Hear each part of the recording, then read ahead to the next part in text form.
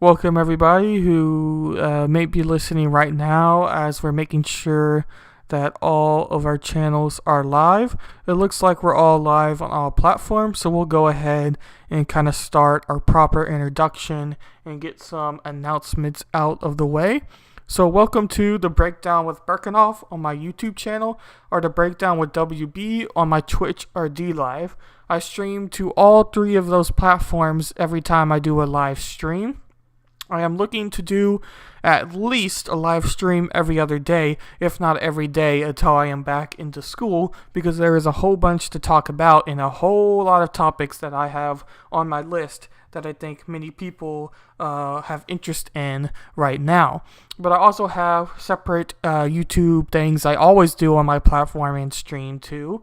And one of those is my podcast that I'm going to be doing tomorrow, which is Wednesday, for the live stream, and it'll be released probably like Friday for Apple or wherever you might listen to your podcast from. So that I do every Wednesday. And I also, every Thursday, I have a stream with Anna Voltes called Getting the Answers. And we are going to be talking about the Electoral College on my YouTube channel or other live stream platforms such as Twitch and D Live. So if you're interested in learning some about the Electoral College, you can check that out as well. And I might be doing live streams as well as to those topics. But just so everyone knows, every Wednesday and Thursday, I do those topics every single week.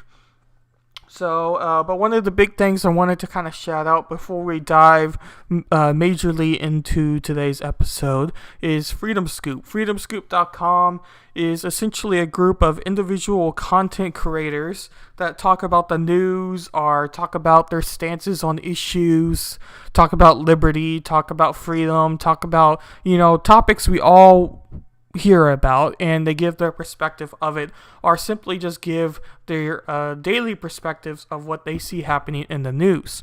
And if you're interested in coverage of daily news, I would highly suggest checking out Stephen Ingaramus' daily show and Jay Edgar's daily show that they do every morning.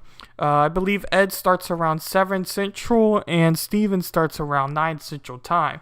So if you're interested in those sort of contents, I would highly recommend checking them out as well.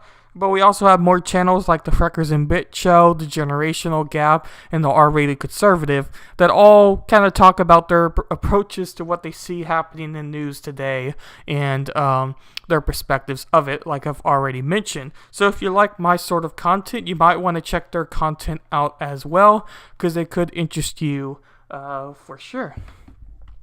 So now that we got kind of all of the pre-game introductions out of the way, I just remembered one more, and then I'll promise I'll finish. Unless I think of something else, but anyway, I am probably going to be doing, I'm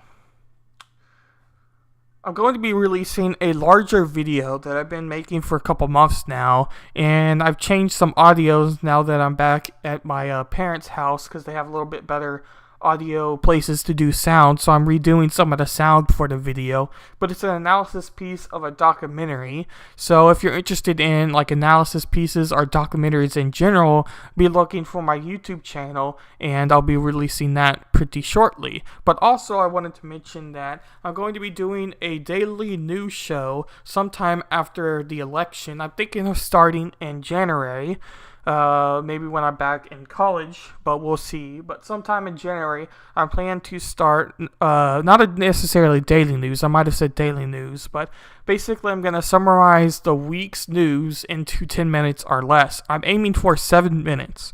So whatever the big story is, I might talk about for 7 minutes. Or if there were several big stories and I just wanted to talk a little bit about each, I might talk about all of those major stories in 7 minutes or 10 minutes or however long it'll take. But the main goal is really giving you the highlights of what happened in as shortest time as possible, but still giving you enough information to where you can at least know what the major story of that week was, or major stories of the week was. So I plan to start that sort of content in January. So I'll be looking forward to that as well.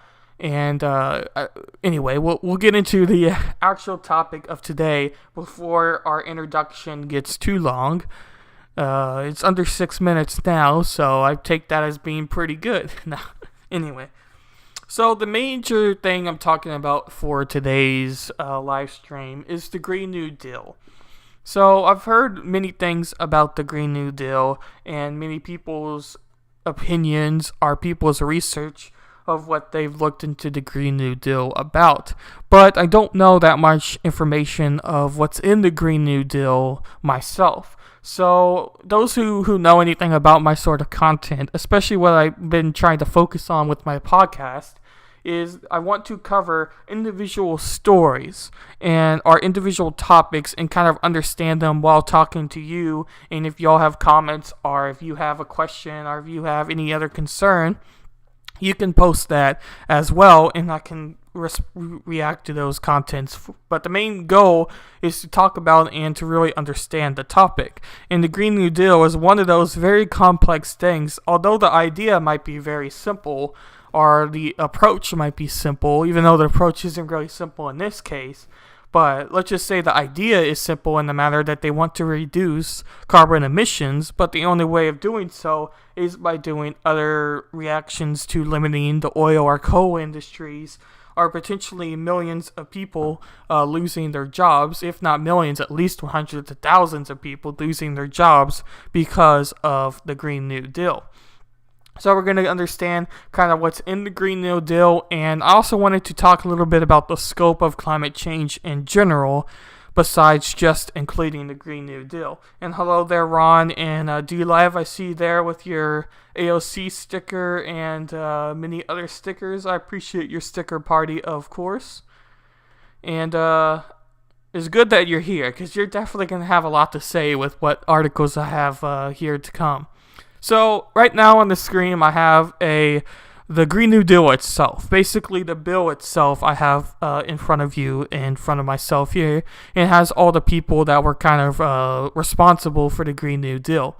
And this particular document is only 14 pages. And I found many other article places where they host the information, and all of them are 14 pages. So the document, or the bill itself, you could say, is 14 pages. I don't know why I wanted to explain that in particular, but I just wanted to make sure that that was noted right off the bat. So as you'll see in a later video that I have pulled up, I have a video that's pro-Green New Deal, and I have a video that is more anti-Green New Deal. But I first wanted to cover general information about the Green New Deal before I dive into those videos.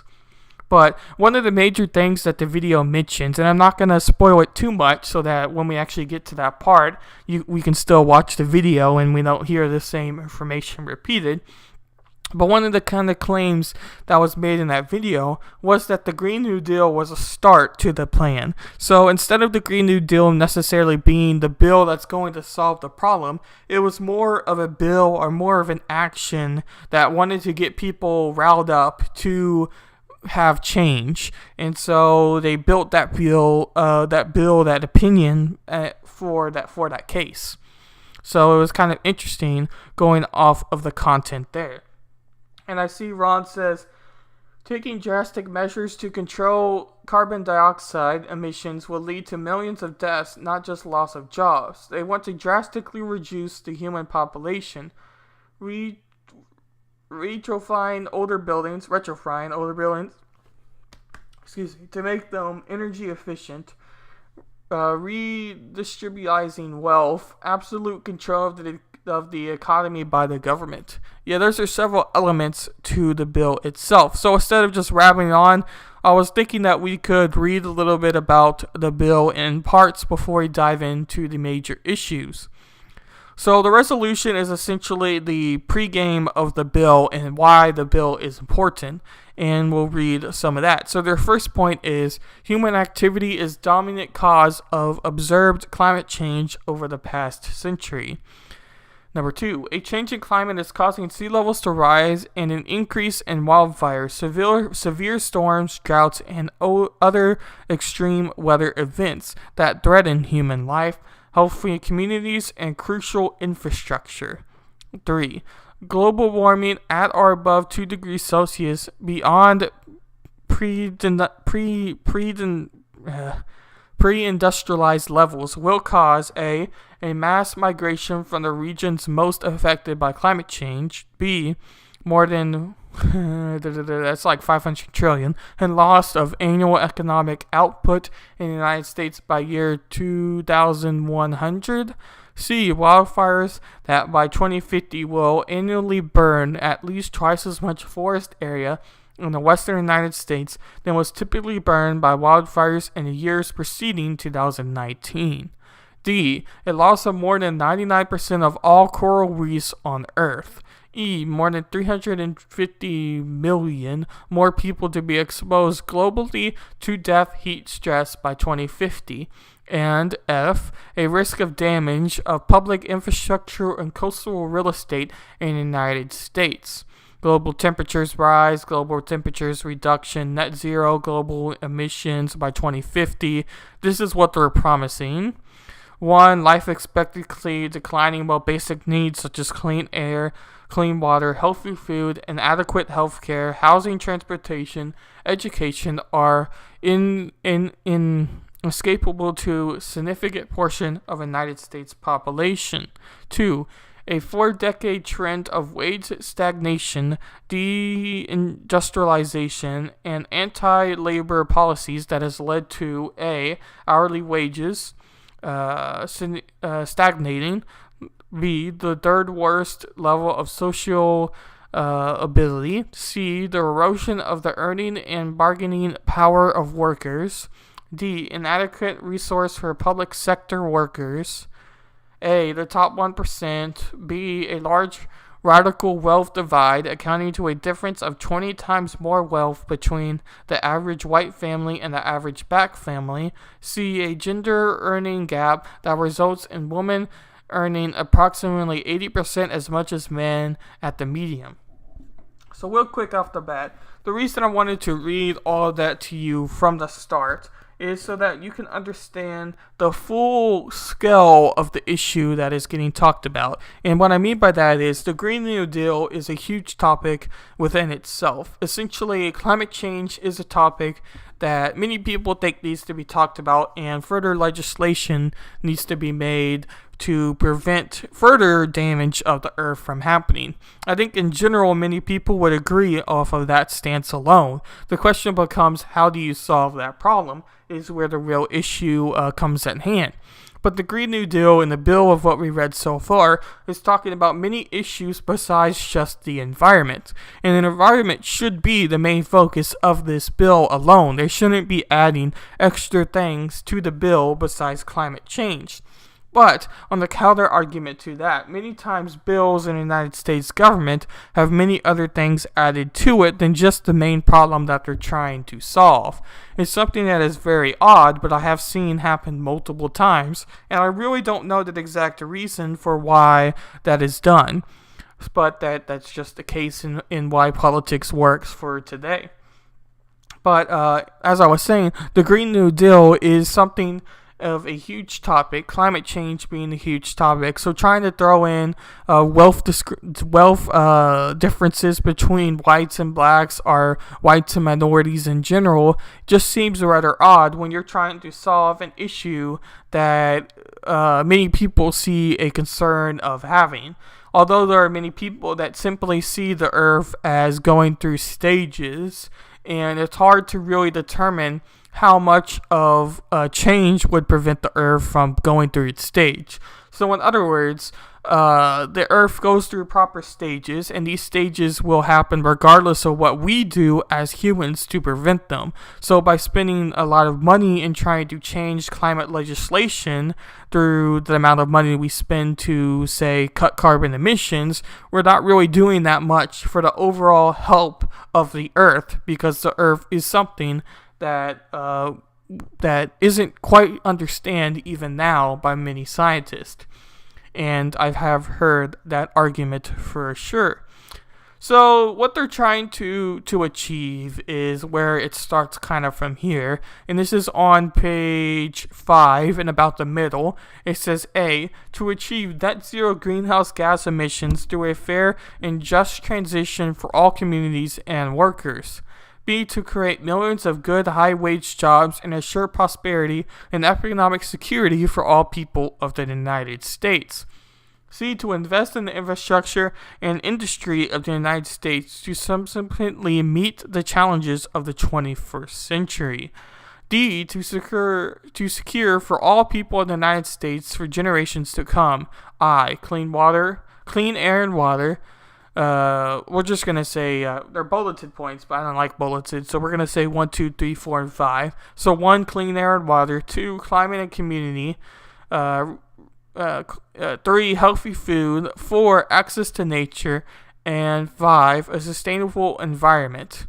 And then they also want to promote justice and equality by stopping current, preventing future, and repairing historic oppression of indigenous peoples, communities of color, migrant communities, deindustrialized communities, depopulated rural communities, the poor, the low-income workers, women, the elderly, the unhoused, the people with disabilities, and youth.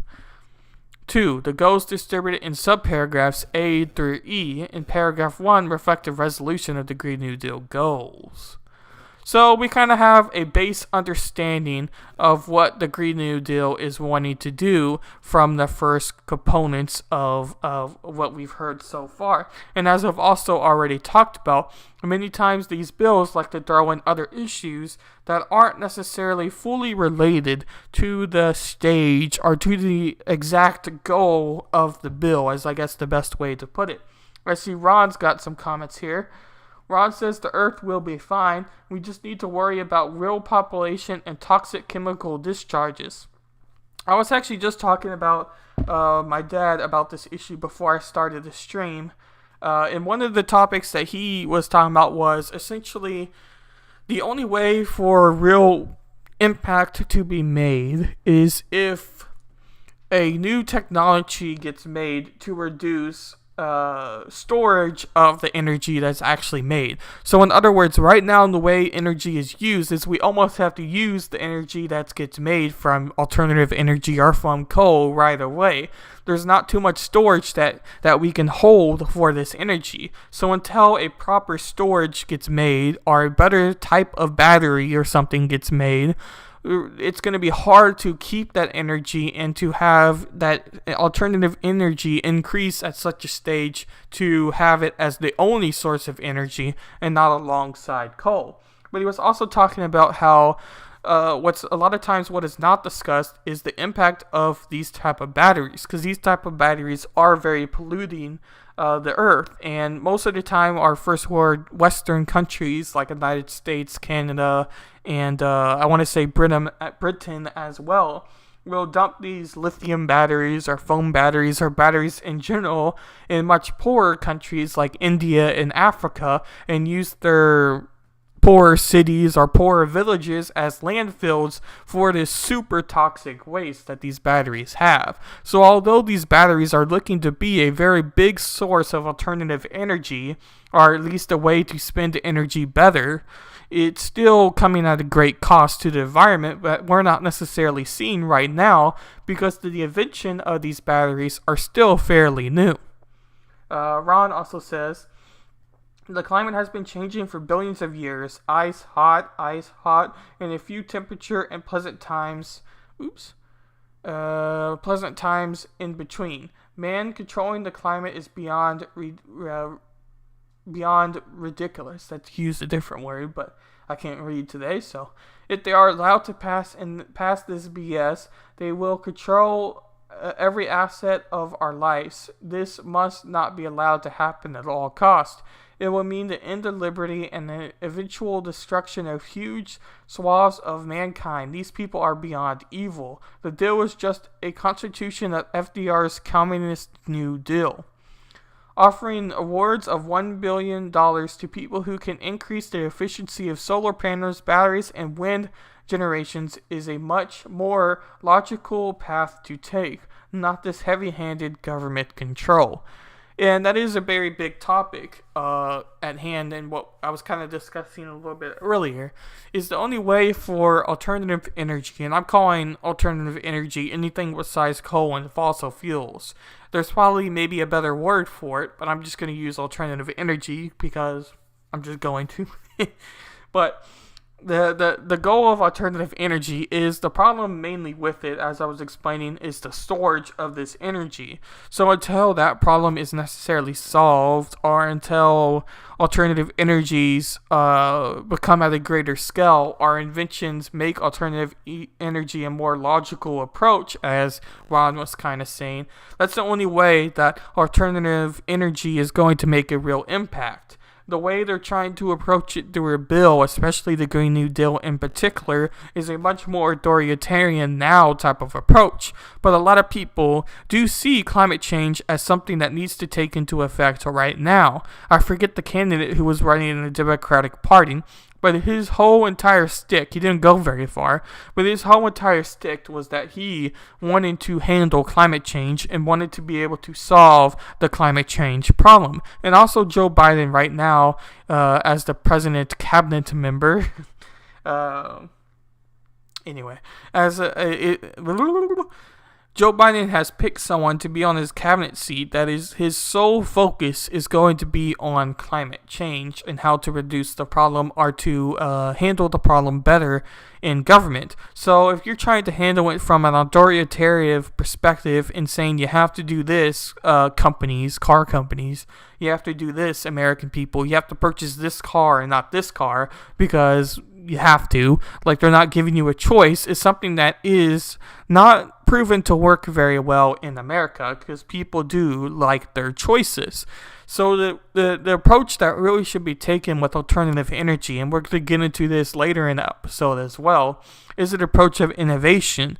If you do want to see alternative energy increase, such as wind, solar power, hydropower, or any of the kind of more alternative energy sources that aren't talked about as much as the main types of different energy, you can take that into account. But the only way that's really going to improve, as I was kind of just trying to say, but I'll say it in a simple terms, is through innovation alone. The only way you're really going to improve is by people's minds. And maybe in the government you could support further research in being able to come up with these solutions. But if you're trying to have a heavy-handed approach like the Green New Deal, you could run into several problems.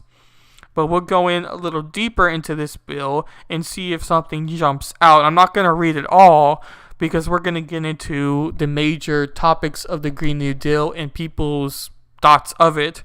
You can read the entire 14 pages yourself. I have it linked in my YouTube of this video, and I also have it linked to my Discord after I finish here. So if you join any one of those, you can go ahead and find it, or you can just also search the Green New Deal, and this particular one is on congress.government, so you can read all of those bills yourself if you want to go through the full 14 pages.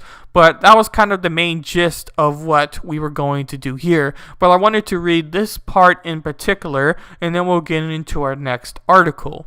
Ensuring that the federal government takes into account the complete environmental and social costs and impacts of emissions through 1. Existing laws, 2. New policies and programs, and 3. Ensuring that frontline and vulnerability communities shall not be adversely affected. C. Providing resources, training, and high-quality education, including higher education to all people of the United States with a focus on frontline, vulnerable communities so that all people of the United States may be full and equal participants in the Green New Deal monopolization. D. Making public investments in the research and development of new clean and renewable technologies and industries. So out of all the points, and as I just kind of finished, and that's why I wanted to stop here, was that out of all the points of the entire bill that I've read through and read on stream with y'all today, is this one in particular, this point of D, and I'll go ahead and read it again. Making public investments in the research and development of new clean and renewable energy technologies and industries. So that point in particular is something I agree with the bill. I do think that if you want to increase alternative energy sources, our energy technologies, our renewable energy, and have it as a bigger scale, I do think one of the best ways to do that is by investing in these sort of technology outbreaks, or how to make the technology better in the first place.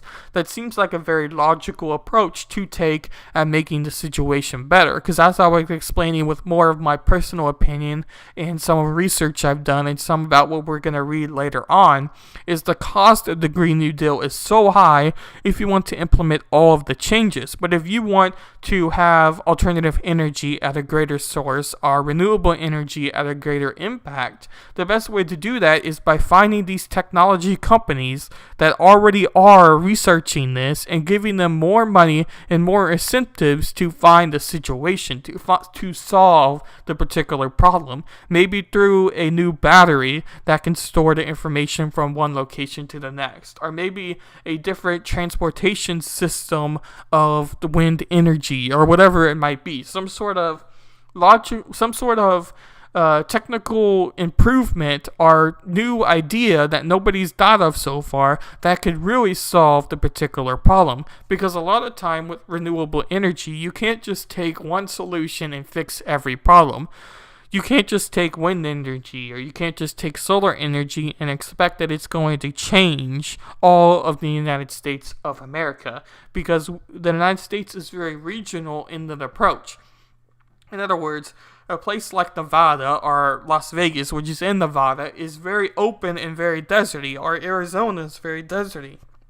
So the solar panels are so, I don't know why I can't say the word, solar panels are sun energy is a great way to improve the energy source for that particular community. Well, let's say when you go towards like northern Texas in the Panhandle, wind energy is a great alternative and a great solution to solve that community's problem if you want to increase alternative energy or economic energy for that particular place. Or renewable energy is the word I was looking for there, for that particular community. So trying to pick one particular energy source and having that one source supplying an entire United States is very illogical.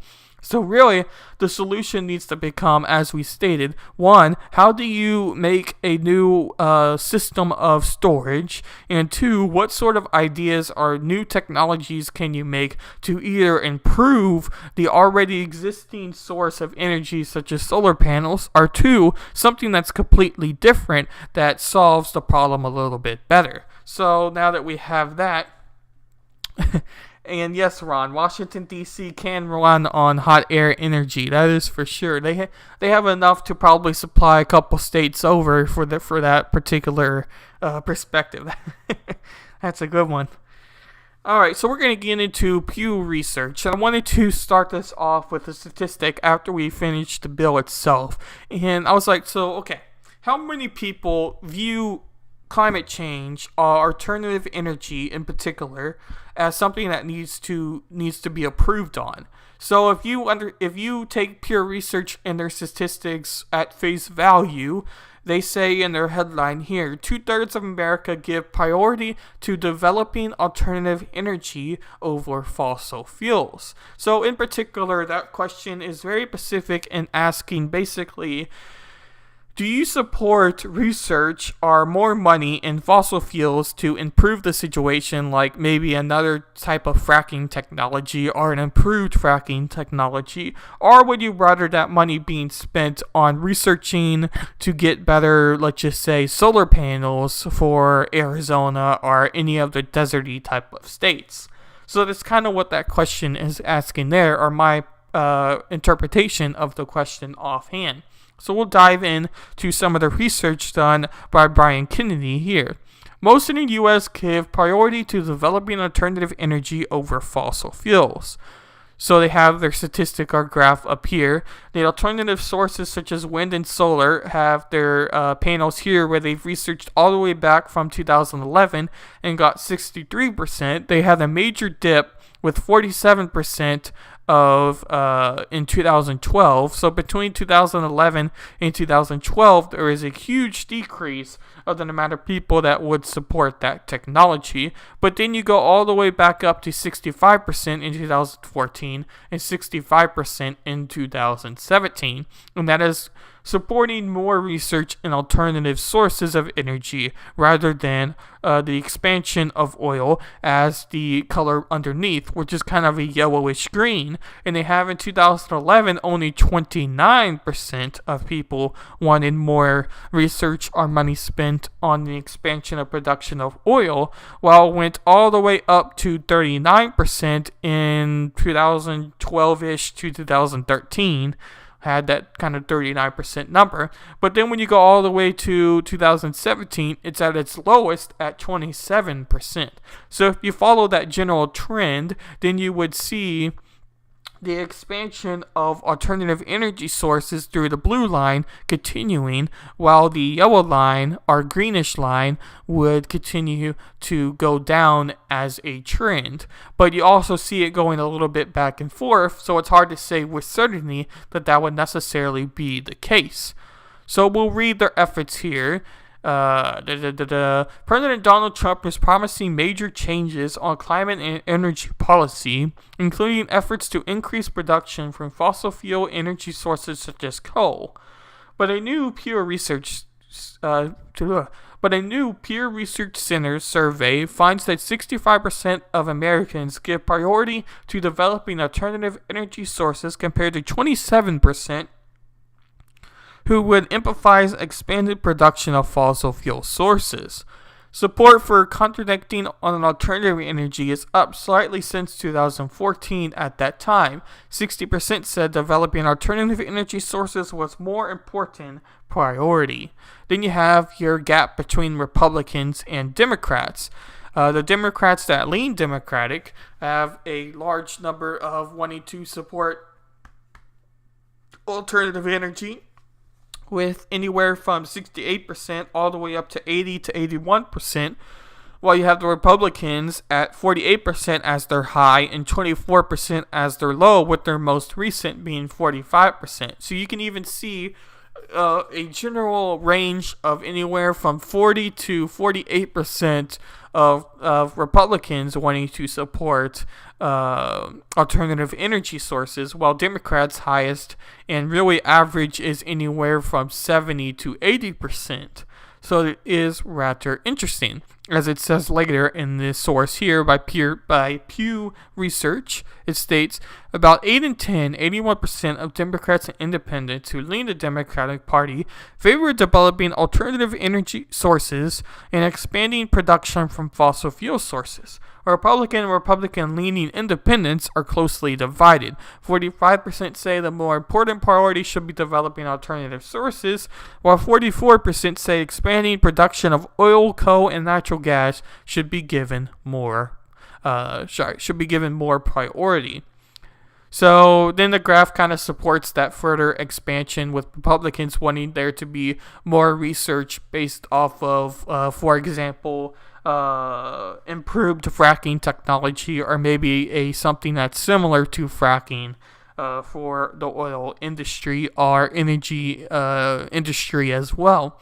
So it is rather interesting. And I think a large percentage of that reason could simply be the type of people that work in the coal industry or oil industry. And those people tend to be very blue-collar type of workers, but more in the blue-collar way of Republican, because in particular, Houston type of oil workers are very largely Republican voting, despite any other type of base. But in particular, that may not have too much to do with it, where it definitely could necessarily be the reason, because they want to see their job increase rather than decrease. So that could be a major reason as to that research done by the Pew Research Center. But I thought I would kind of start that article off here because it gives a good perspective off of where we're getting into the idea itself. So before we get into the New York Times article, I'm going to take a quick drink break. And this kind of article explains the Green New Deal based off of their opinion or their approach to how the Green New Deal is handling this issue of alternative energy. And technically, I probably should be saying alternative energy. Or sorry, not alternative, renewable energy. But I just have it stuck in my head for alternative instead of renewable. But I think they mean the same thing, so I'm not too worried about it.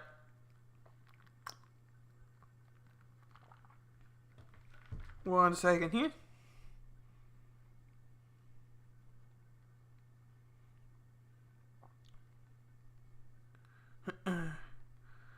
Alright. So, this New York Times, as I was just saying, is an opinion piece of the Green New Deal. It states, "What is the Green New Deal? A climate proposal explained." If you've heard a lot recently about the Green New Deal, but still aren't quite sure what it is, you are not alone. After all, it has been traumatized by its supporters by the way to avoid planetary destruction and validated by opponents as a socialist plot to take away your ice cream.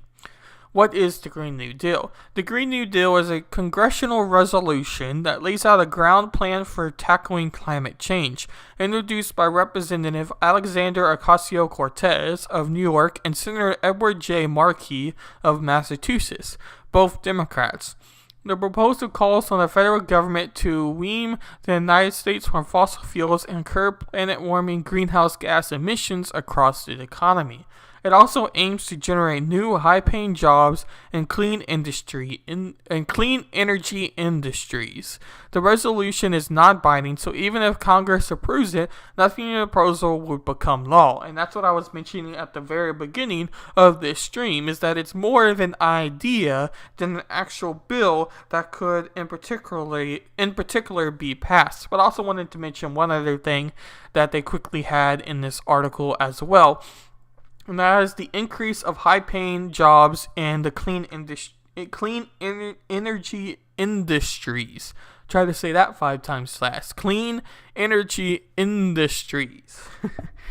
Because they do have to take into account the amount of jobs that would be lost if they were to implement the bill as the way the Green New Deal is written. So if the bill gets, theoretically or hypothetically, if the bill gets passed fully, they would have a tremendous amount of people that would be without a job that were formerly in the oil and fossil fuel industry. So they then need to either retrain those people or find alternative people that don't already have a job to fill in the gap of loss of jobs. And that is something that is huge. So the Green New Deal did have to take that into account, and that's kind of what the New York Times was talking about there. But we'll get into a little bit later of the idea of that approach in itself, because it doesn't necessarily fulfill what it's trying to fulfill. In other words, you would have to make sure the jobs would be created, but you don't necessarily know what the jobs are. So in other words, if there was an inventor that came out with a battery that was able to store the energy and go across an entire state of California, and all you need is like 10 of these batteries to do so, to supply all of the energy sector, then those 10 people that make those batteries that are involved in the transportation, our leadership teams, our makers, or whatever you want to say, would be limited to just that. So let's say it takes 1,000 oil workers to supply the state of California. It's a lot more than that, but let's just say it's 1,000. Well, let's say these batteries, in the process of making these batteries and supplying it to the energy plants and blah blah blah, only takes 500. Well, you've lost all of those 1,000 people's jobs. You have the people that are already a part of the company that made these sort of batteries. Then you have to supply the government workers that maybe are at these energy plants. So in other words, without necessarily knowing what's going to replace it or increase that sort of solution for the problem, it's hard to promise jobs that already have been lost. Because even if you are able to give people jobs that were formerly in the oil industry or new people jobs, it's a lot harder to fulfill the gap that still already exists without knowing necessarily the problem. That's kind of my approach off of that problem in the bill itself, but it did approach that topic in a way. Variations of the proposal have been made around for years. Think tanks, the Green Party, and even the New York Times columnist Thomas L. Friedman all had plans for tracking climate change that labeled a Green New Deal. But after 2018 midterm elections, a young activist called the Sunrise Movement popularized the name by leaving out a strategy and holding a sit-in outside the office of Nancy Pelosi, the soon-to-be Speaker of the House of Representatives, to demand action on climate change. Ms. Ocasio-Cortez joined the protesters, leading her support to the proposal and setting the groundwork for what ultimately became the joint resolution. I see Ron's got some comments here, so we'll get to those comments before we continue on.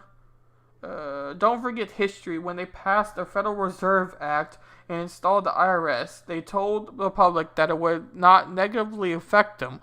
Look at where we are today. This resolution will be backed up by further legislation as time goes to take control, just as with the IRS. They only tax corporations and extremely rich, and now look at where we are now. They are taxing wages paid for physical labor. Government should never be allowed to run an economy, not even by suggestion. Look at the current COVID pandemic. Suggestions have become mandates, and they have destroyed the lives and livelihoods of people. Enough is enough. Government must be stopped. From further interfering with our lives and liberties, time to shut these jackasses down. In general, yes, I think government should be a lot smaller than it is bigger for sure. And when you're talking about the particular details of the Green New Deal, you're talking about a government bill and government legislation that is very authoritative. It is very, I tell you what to do and you will do so. But we'll continue with this last little bit about the article, and it simply asks a question about will there be a vote, and it says that there is going to be a vote. And from what I remember, I think we already had the vote, but I'm not particularly sure on that component. But either way, the Green New Deal is not existing right now, so if there was a vote, the vote was no. So then the question becomes, from what we know about the Green New Deal through the bill and through the opinion piece of the New York Times article, or maybe alternative information of what you know about the Green New Deal now, should the U.S. implement this Green New Deal? So let's go across some pros and cons of this issue.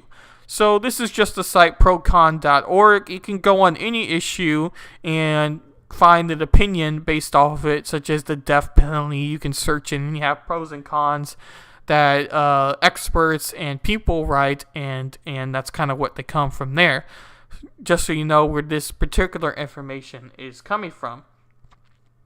So I'm just going to read one pro and one con, and then we'll get into the two videos I was mentioning earlier. So pro, Joe Biden, the vice president in a campaign pledge, climate. Joe Biden, the 47th U.S. president in a campaign pledge. By the way, it's funny, it already says anyway, I'll continue.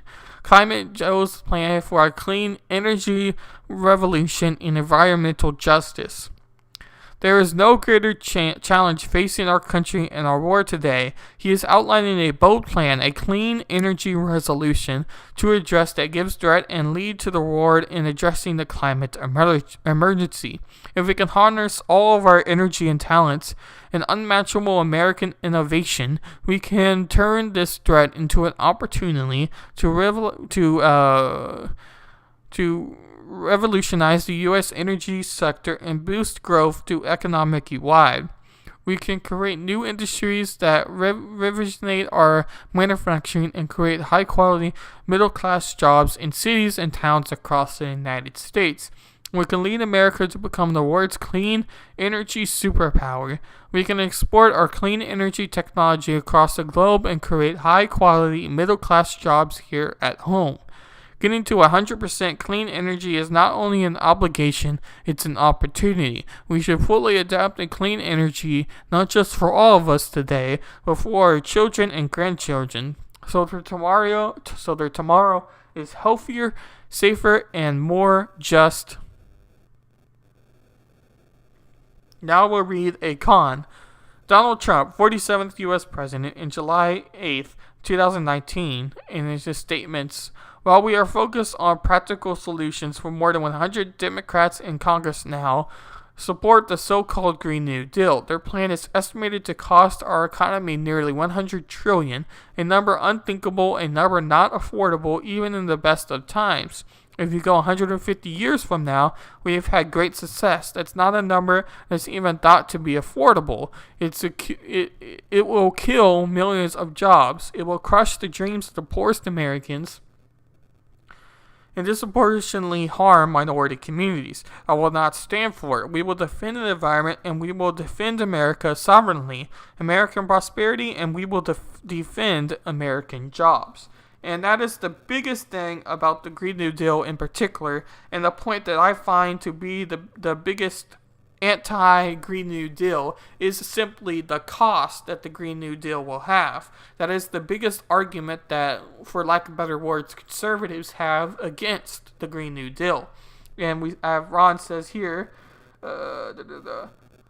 suggestions have been made and have destroyed the lives and livelihoods of people. Enough is enough. Oh, I read that. From further infuriating, yeah, I read that. We can't create. The government does not create anything but misery and debt.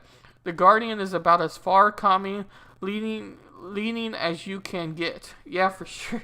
For sure. And yeah, as I've said before, the biggest thing about climate change, if you do think it exists, the approach you need to think about is who should handle the idea of climate change. Should it be a authoritative bill passed by the United States government, or should it be left up to the individual American people and the innovation of companies that already are in the energy sector, or maybe not in the energy sector right now, but they see the opportunity to make something that could revolutionize the way we see energy in the future. So, should it be left up to the business sector, or should it be a bill that is passed by the government to implement it in that way, in a more authoritative way, is kind of the best way I could explain it. So we are going to listen to part of this Vox video that is more pro-climate change, and then we'll listen to a video that is more anti the Green New Deal, or Green New Deal, not climate change, because both videos.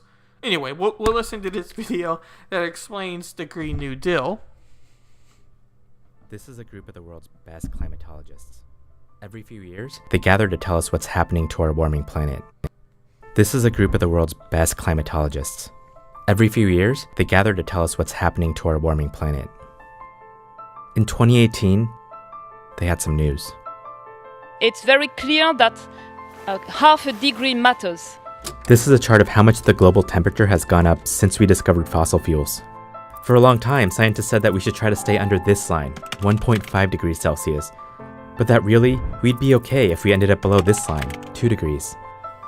Now they were saying that wasn't quite right, that we're not safe in this zone, and that hitting this line will mean a spike in mass migration, wildfires, deadly heat stress, and it's going to cost us trillions of dollars, millions of lives, irreversible, forever changes that cannot be undone in centuries. That's what happens if we get warming to stop here.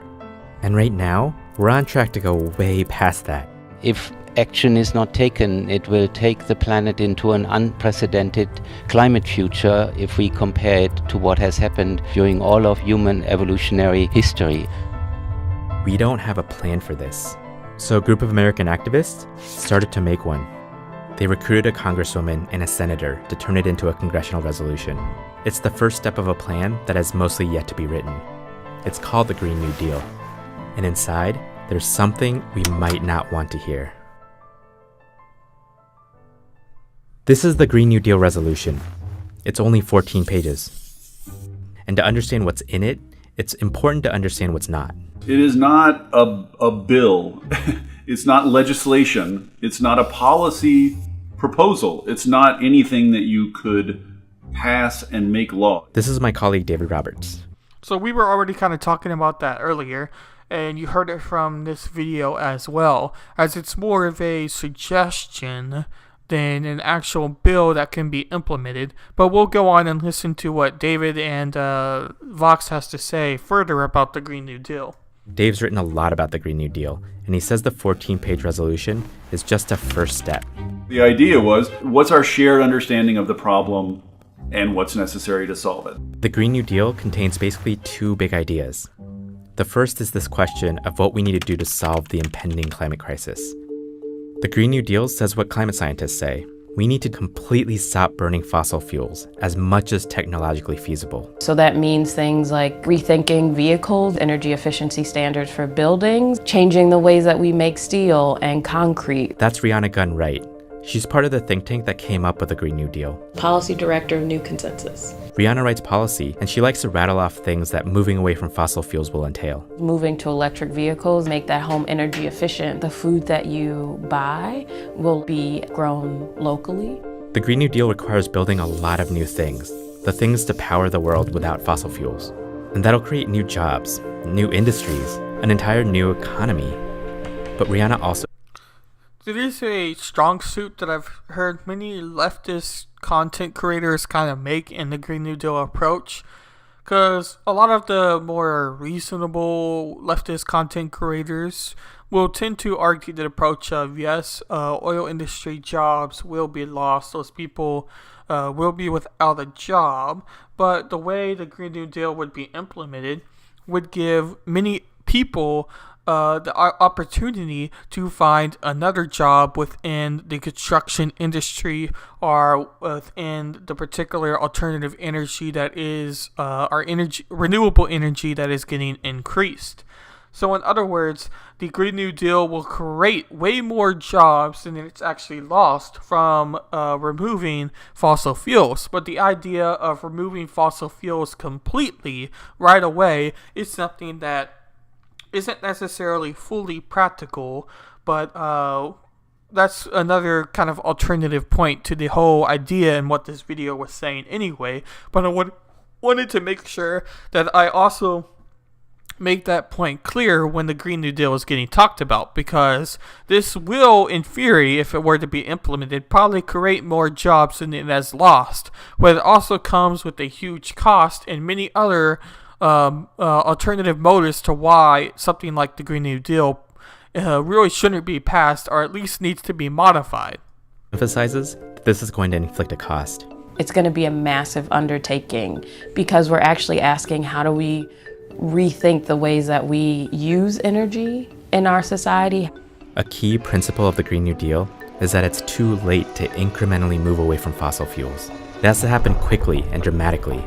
Or as Dave puts it, People don't seem to get zero emissions means zero oil business, means zero natural gas business, no coal business, no internal combustion engine auto business. Like, the number zero means it all has to go. here's what decarbonizing will do.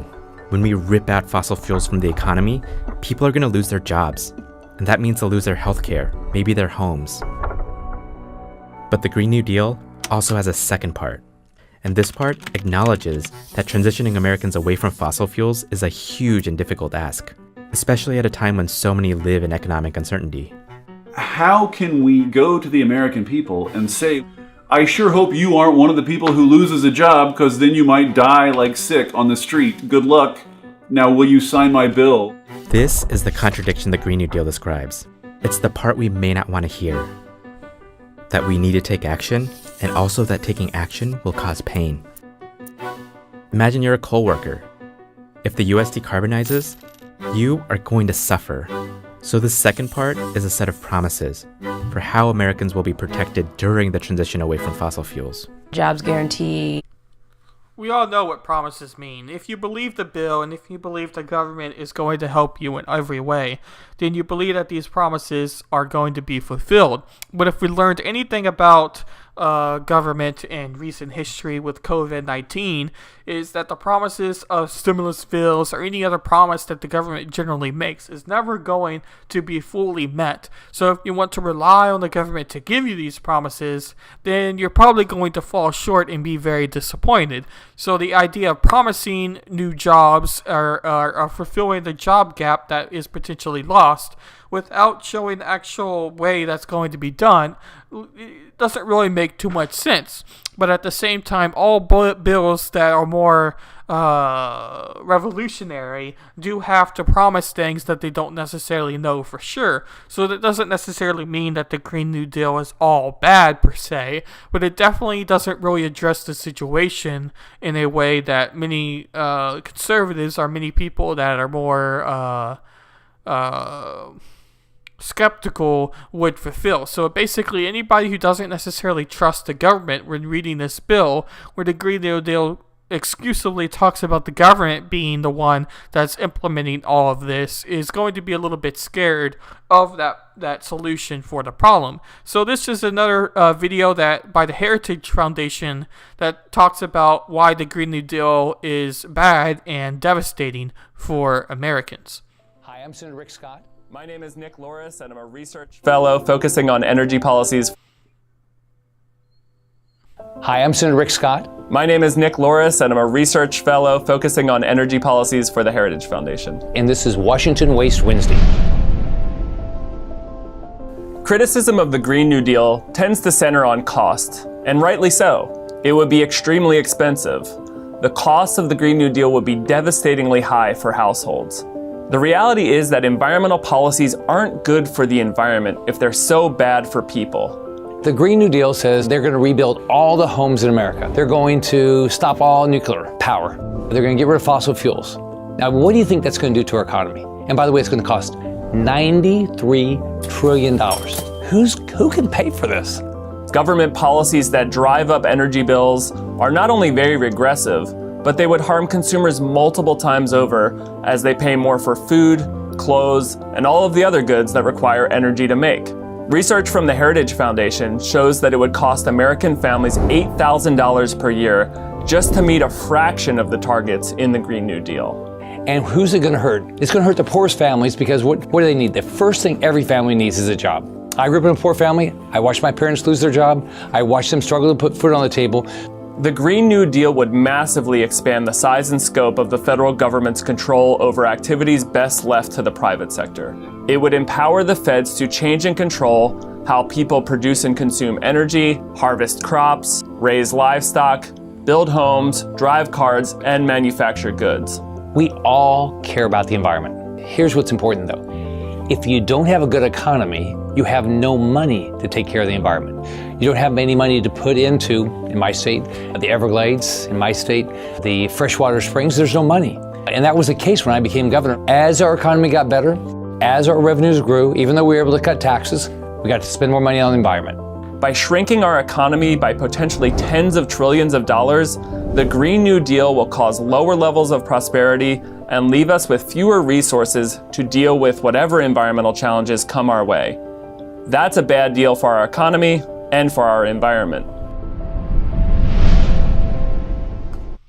So you heard their whole approach to the Green New Deal, and as I was kind of saying earlier when mentioning this video and really talking about the Green New Deal as the entire topic, was that the biggest argument that I think I see against the Green New Deal is simply the cost it would take to implement such a plan.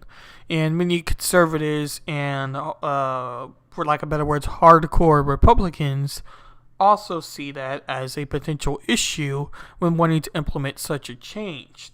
But I do want to bring one concern that I want to bring up in today's live stream as well, and that's the approach of climate is such a big deal and such a concern and something that every American should take into account because we all live on this earth, and really we should all want the earth to be better. So we should want to implement things to improve the situation rather than keep the situation steady or even worsen the situation we already live in. So the people that view the perspective that way would maybe want to take on the cost. But you also have the type of crowd and type of people that view climate change as a huge concern and something that needs to be implemented now and really has needed to be implemented even years ago so that change can actually be made to improve the situation. So, if you take that sort of approach, then the cost arguments that a lot of conservatives make are something that a lot of, well, you could say leftists tend to disagree with in a way because they view climate change as one of those issues that needs to be solved right now and is a major concern. So, cost of implementing such a major concern shouldn't really necessarily be something that should be talked about. Yes, there should be ways to reduce the cost as much as possible so it doesn't bankrupt, but it needs to be something that needs to be solved. So you do have that approach too, for sure. Ron says, just like Clovis, the climate is 99% survivable, not a problem. And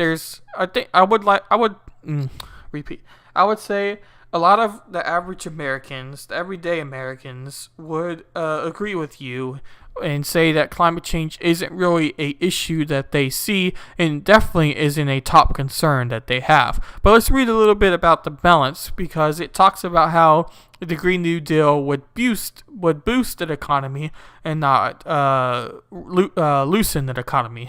There's probably a better decrease the economy. Let's use decrease.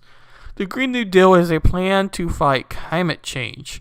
It would reduce greenhouse gas emissions, cutting them by 71% by 2030. This is in line with 50% reduction it would take to limit the global warming to less than 2.7 degrees Fahrenheit by 2100. It's the Paris Agreement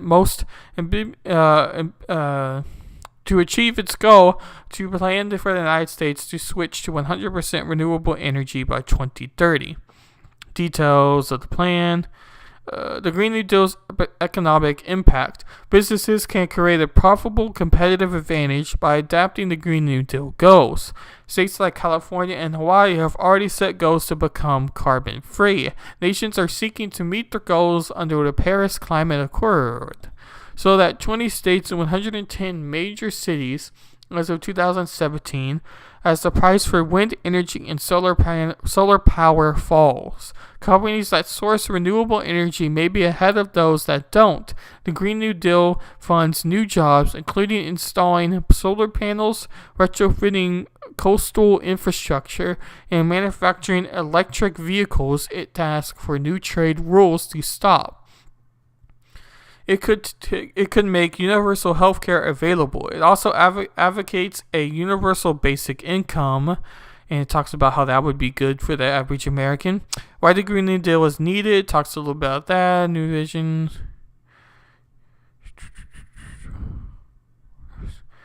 And then it talks a little bit about the supporters. But that was the main thing I wanted to read there. Was simply the article is talking about businesses could take that approach of the Green New Deal and use its benefits to their advantage. And there could even be government incentives for companies to be able to reduce their carbon emissions in whatever sector of business they are a part of.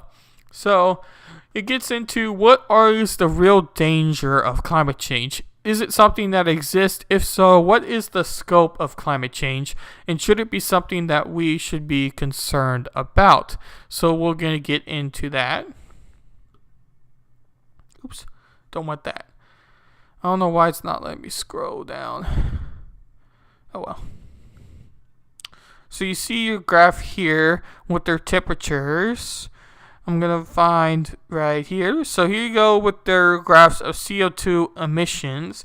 And you see all the lines of it increasing through the past recent years or recent history for that matter. Then you have your reasons for concern, as it says that the risk of further damage is much higher, as you see here.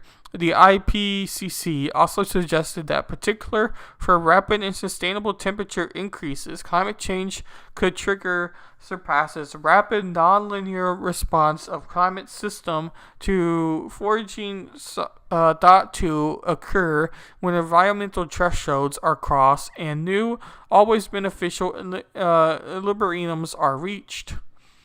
Many systems have been devised for categorizing climate change impacts. And there you see there. We'll go down a little bit more to the next graph I kind of wanted to show. Where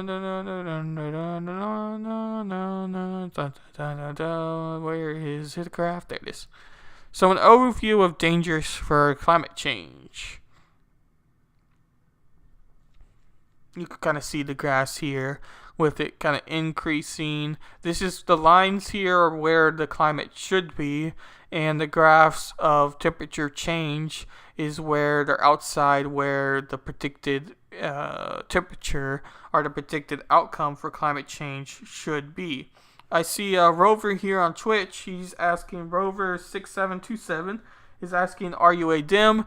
And no, I am not a dim. I would probably say I am moderate, even though I definitely probably lean more conservative, or at least more conservative for policies, but maybe not socially. It's hard to say. I would, if I had to pick a party or a political ideology, I would probably say I'm more moderate than any leaning for that particular. So I hope that answers your question, but I wouldn't necessarily say that I am Democrat or Republican, even though I probably, if I had to pick one of the major parties, I would probably say I'm more Republican than Democratic.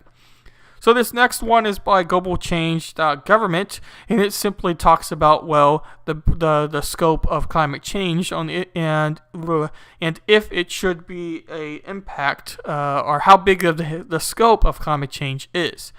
So we're going to press on this article here first, and then we'll get into the particular outcomes of what climate or Global Change Government says. So what's happening and why? Thousands of studies conducted by researchers around the world have documented increases in temperature at Earth's surface, as well as the atmosphere and oceans. Many other aspects of global climates are changing as well. High temperature extremes and heavy precipitation events are increasing. Glaciers and snow cover are shrinking, and sea ice is retreating. Seas are warming, rising, and becoming more acidic, and flooding is becoming more frequent along the U.S. coastline. Growing seasons are longer, and large wildfires occur more frequently. Many species are moving to new locations, and changes in seasonal timing of the impact biological events are occurring in response to climate change. Many lines of evidence demonstrate that human activities, especially emissions of heat-trapping greenhouse gases from fossil fuel consumption, deforestation, and land use change, are primarily responsible for the climate changes observed in the industry air, especially over the last 6 decades. The atomic concentration of carbon dioxide, I can't read today, the largest contributor to human-caused warming, has increased by about 40% over the industrial era. This change has intensified the natural greenhouse effect, driving an increase in global surface temperatures and other widespread changes in Earth's climate that are unpredicted in the history of modern civilization. And we'll make sure I haven't missed any comments here real quick. I am getting a monitor for Christmas. I've already bought it from Amazon, so that is definitely going to help making the streams a little bit more smoother as I start to do them a little bit more regularly. But just thought it was a good place to stop. And Rover, if you're still there, if you have any questions, definitely feel free to ask. I don't know where you politically align, not that you really have to tell me by any means, but are you somebody that's pro-Green New Deal or anti-Green New Deal, or you don't really have an opinion of it? Where do you stand on the Green New Deal? Ron over on my D-Live is definitely somebody that doesn't really like the Green New Deal, I guess is the easiest way to put that. But was wondering if you're still here, what your kind of perspective of the Green New Deal is. So, obviously, some people see those statistics and see climate change as a reason and as an approach to why climate change approaches or changes in climate change legislation or bills need to be passed in order to improve the situation.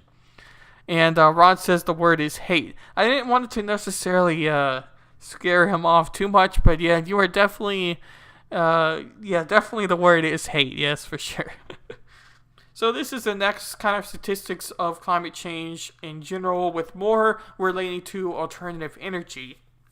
Because now we're in the part of the episode in particular where I was going to talk about alternative energy and how much alternative energy costs, or what sort of alternative energy is best to use, or renewable energy is best to use in the case of improving climate change, or at least reducing maybe the amount of fossil fuels that are needed to supply the energy grid. So we'll get into the statistics from this journal here. As we wait for it to load, I'll take a couple drinks. And yeah, the word is definitely hate for Ron, for sure. I don't want to scare him off too much, as I was saying. Alrighty.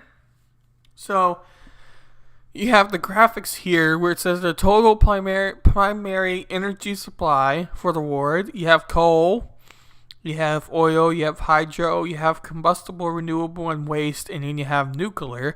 And it shows kind of the percentage of how much of each is being used overlapped on top of each other, as you can see here. And I'll let that sit for a little bit so you can view it before you go down.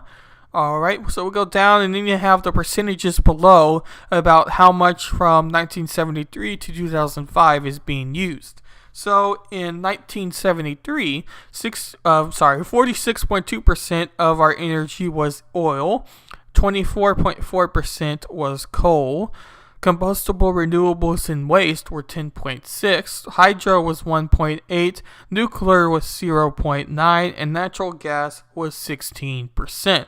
So if you combine coal and oil, as you often see them combined, that would be a percentage of 70.6% of the energy being oil and coal, which is a huge block percentage. So now we go and fast forward to 2005, where oil is at a 35% even, coal is at 35.3%, combustibles, renewables, and waste are at 10%, hydro is at 2.2%, nuclear is at 6.3%, and natural gas is at 20.7%. So you see a massive increase in the amount of nuclear energy being caused or being approved upon from 1973 to 2005. But once again, if you combine the percentages of coal and oil, you have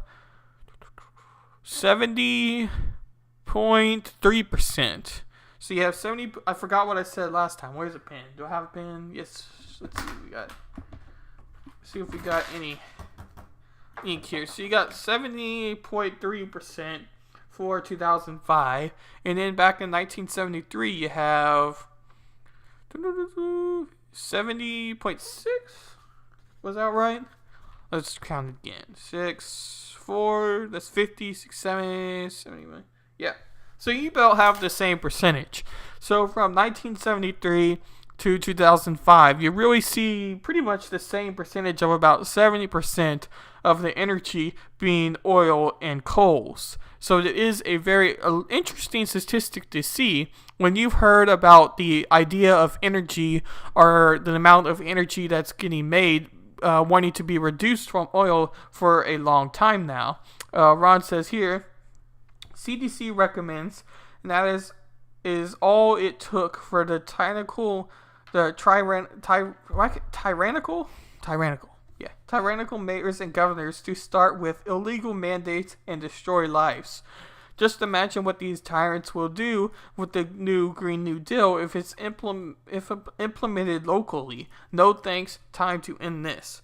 And it is something to take into account with the Green New Deal for sure. Because if you take the approach that Trump took with COVID, and many people think it was the major reason why Trump lost the election, was because he gave it to the states to decide. If you're someone that's very hardcore libertarian, and not liberal, but libertarian, you take that approach, or maybe even federalist, you could say, but you take that approach that every state should decide its idea of what should happen. So in other words, the government's role is only to make sure that everything is civil for the most part, but isn't necessarily involved really in your everyday life, but more local politics and local government is involved. And that's the way it should be if you take a hardcore libertarian type of approach. But as soon as an approach becomes more governmental, there's ideas of how it could help, but there's definitely ideas to where it could be fully taken advantage of. So even if you're someone that think that that's why Trump lost the election, because he let the states decide and let local governments decide, if they pass this bill and have the same thing happen for individual states, you could definitely kind of see the same sort of thing happening. I don't know if I necessarily explained that too well, but that's kind of the way I see the situation and potentially happening. So now you have the idea of primary energy supply, and you have, again, your pie wedge with 53% and 22.4% for oil and coal in 1973, and then in 2005, you have 40 and 20%. So you do see a decrease between 1973 and 2005 with those particular statistics. But now we go to the total primary energy supply for the world. So the OECD makes up 61.3%, while you have the Middle East at 1.1, the former USSR at 14.2, Europe at 1.6, the non-OECD in China 7.1%, Asia 5.6%, Latin America at 3.7%. Then you fast forward to 2005, and it has the OECD at 48.5%, the Middle East at 4.4%, the former USSR at 8.6%, Europe at 0.9%, China and non-OECD at 15.2%. So China had a big increase. They went over double of their previous 7.1%. And then Latin America at 4.4% and Africa at 5.3%. And then it goes further down by region, with North America being the largest, 51.8% in 1933 to 2005 with 50.3%. You got some more statistics for crude oil production, but I see something from Ron here. He says, I think the combustible renewables on these charts are referring to ethanol fuels.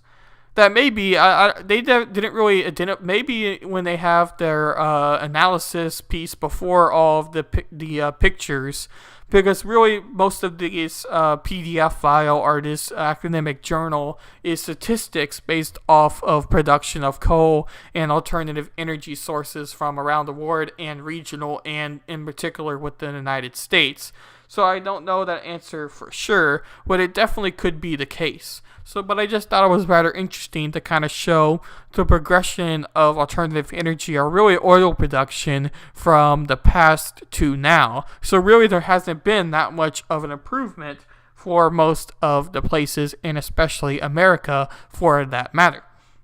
I see Ron says 2% ethanol, not much to show for all of those grains. Yeah, for sure. Yeah. That is a lot of grains for just 2% of the energy being from it.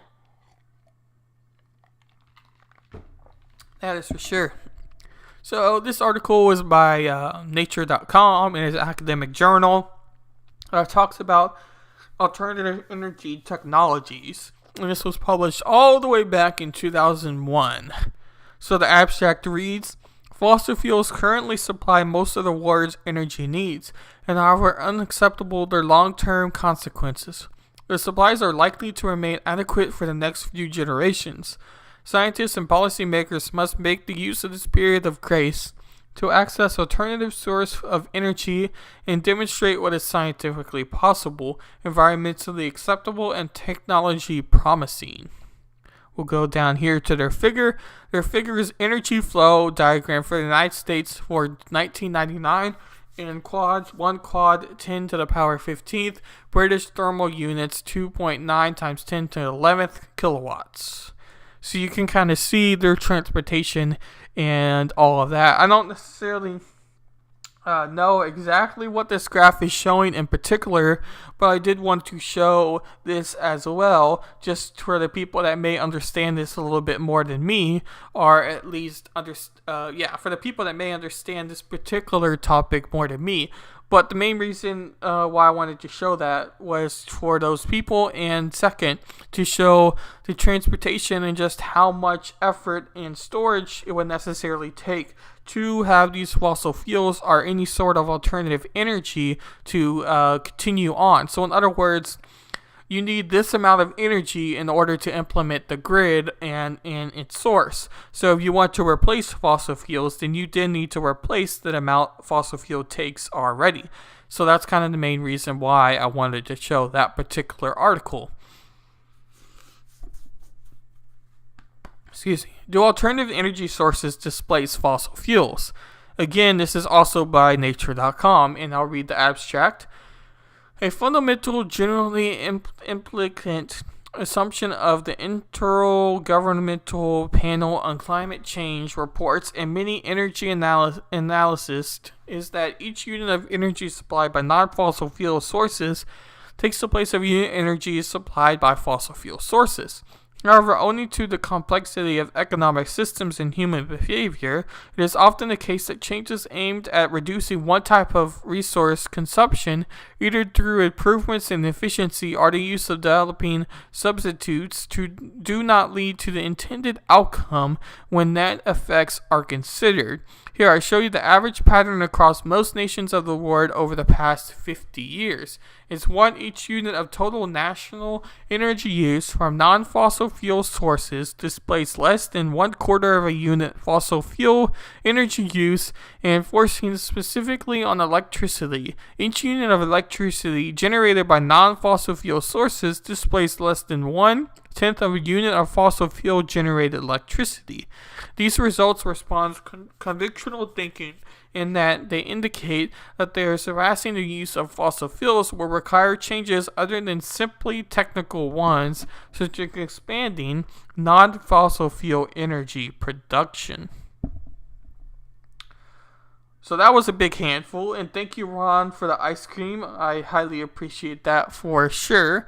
But we'll go ahead and read a little bit more of their analysis and idea from this article before we move on, because I thought this was a rather interesting one, in particular for if renewable or alternative energies could displace fossil fuels. The logic of modeling approach to control for principal driving forces on nation per capita deemed for fossil fuel energy, coal, oil, and gas, and to test for displacement, including the models of the amount of energy per capita from non-fossil fuel sources. Hydro, nuclear, solar, wind, tidal, and wave energy. Measured in the same units from fossil fuels as if the common assumption from non-fossil fuel energy displaces fossil fuel energy proportionally. The coefficient for non-fossil fuel energy should be approximately -1, meaning controlling for demand for each unit of non-fossil fuel energy produced. Consumed those should be the 1 unit of fossil fuel energy that is not produced, consumed. Partial displacement would be indicated by a coefficient -1. So we'll get into their graph here, where we'll view their table. As it loads, take another drink. I hate how they have this blocker here, but anyway. Fossil fuels electricity production per capita is -0.89. Model 2 is -0.79. And they have 132 nations for Model 1. It was 4,334 nation years. And then they go to their fossil fuel energy per capita in kilotons. And oil equivalent is -0.128 and -0.219 for the Model 4. And Ron says all this data just proves that we are no way near a point that renewable energy is even remotely going to meet our needs. Like I stated earlier, the only logical and cheap approach is to offer money for increasing efficiency of renewable energy. And I definitely agree with your claim there, Ron, for sure. And that is also kind of why I wanted to show this particular article as well. I don't understand particularly their numbers and everything involved, but that's why I wanted to restart. I wanted to show this to show you the production. I don't necessarily understand all of the numbers and exactly what they mean, but what I do know is that the approach to alternative energy or renewable energy and an approach of oil industry need to have the same sort of statistics of efficiency if you want to at least keep the way energy consumption is at now. So if you can't meet those needs, then the idea of only using renewable energy for your energy source is something that is not practical. But the article goes on to later say, and we'll read kind of the conclusion of the article. They also have this second table. So if you're interested in hydro versus non-hydro renewable displacement, so what maybe is the better alternative energy from that, you could check out that table too, if that's something that interests you, as I've said. But we're going to get into the actual conclusion of the article if I can find it. Basically, their short answer to their analysis was that yes, their alternative energy could displace fossil fuels, but more research needs to be done and further analysis needs to be done on their numbers themselves. So there could be an approach to how fossil fuel energy could be reduced and maybe replaced with renewable energy through, let's say, solar or wind, but it's not at that state yet. I can't seem to find it, but they'll just have to trust me on that one. Ron says, over 300 million and we were taken for a ride. I don't think that their goal is to meet our needs. Their goal is population reduction, and that is what we will get with the government, taking more control of the economy and of the energy sector. Could be. I don't know if I could necessarily agree with you 100% for sure, but I definitely see what you're saying there, Ron. So this next one is by Leica and Analysis, Inform, and Activity. So this is a PDF from a publication, and it is talking about, in particular, the consumption of greenhouse emissions and abstract cost of nuclear and alternative energy options from a life cycle perspective. Does that tell you what it's talking about? That's a funny thing about academic journal titles. You search for a term, the term comes up, you read it, and you're like, yeah, no, that's not really what I was talking about. So it takes a lot of extra time to read through all of these journals and look for what you're kind of wanting to talk about. But anyway, I don't want to rant too much. We'll find the idea and figure I was wanting to talk about for sure. So their second point here is nuclear energy free of CO2. The apparent disadvantage of nuclear energy power plants is based on the fact that they do not emit CO2 directly. However, the production of nuclear electricity indicates mining and processing, enrichment of uranium, fuel fabrication, etc. This is a so-called upstream fuel cycle. Nuclear is not only the energy source leading upstream activities before electricity can be generated in a plant. Also, fossil fuels and biomass need extraction, processing, conversion, and transport. There are also downstream post-plant activities needed to process and store nuclear waste. Furthermore, steel, concrete, and other materials are necessary for the construction of both the nuclear power plants and the facilities in the up and downstream fuel cycle. So basically, it states that CO2 isn't directly emitted through nuclear energy, but nuclear energy could technically be an alternative source. But this is the major one I was wanting to talk about in particular, but I wanted to read that part as well because it was something that I didn't know, so I wanted to also share with you. Their third point is life cycle analysis, a comprehensive scope. Since the greenhouse effect works globally and CO2 emissions contribute to the greenhouse effect independently from their origin, the whole life cycle of production from primary energy extraction to energy output has to be taken into account. When considering or comparing greenhouse gas emissions from the energy process to do so, one has to follow all relevant steps along the life cycles of energy technologies, tracking all activities which directly or indirectly emit greenhouse gases. The following figure shows the principal structure of energy fuel cycles. So you have your resource, your extraction that leads to the energy through transportation. The transportation then needs to be converted. This then needs to be combustion, be made into what can actually be used. Then this needs to then be transported through the proper way to be received to your house. That then leads to the product of electricity, as I just mentioned. But to the right is a more material way, and it states it's resource that again gets extracted, that returns into material that gets transported to the manufacturer. The manufacturer then has to transport that material the manufacturer then has to transport that material that then gets transported into the product of plastic, for example. So either way, this energy source has to go through several sectors or several processes of development in order to be made into, well, the final source. And what we get when we turn on our lights or whatever that might be. So that also needs to be taken into account when you're talking about any other alternative energy source or renewable energy source.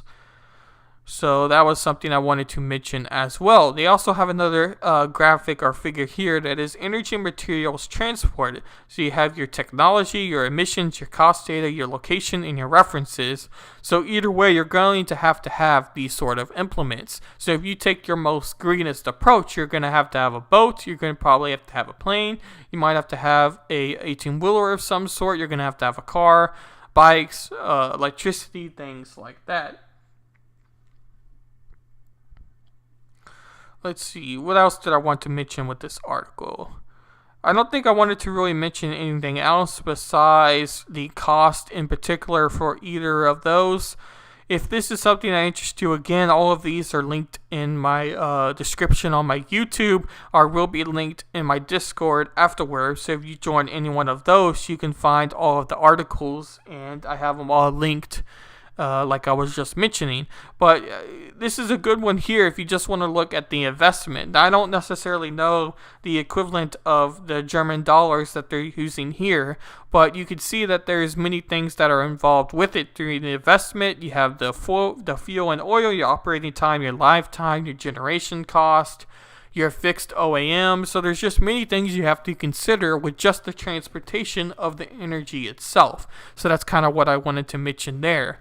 So even with an alternative energy, the type of storage, and that's why storage is such a big topic when you're talking about alternative energy or renewable energy, because you're going to have to be able to transport this energy to the house and to where people actually use this energy from. And if you don't have a proper way to do so as of now, then how are you going to upscale the way from now? So in other words, you have to solve the storage and transportation problem before you can really upscale the amount of, let's say, solar power pants you make.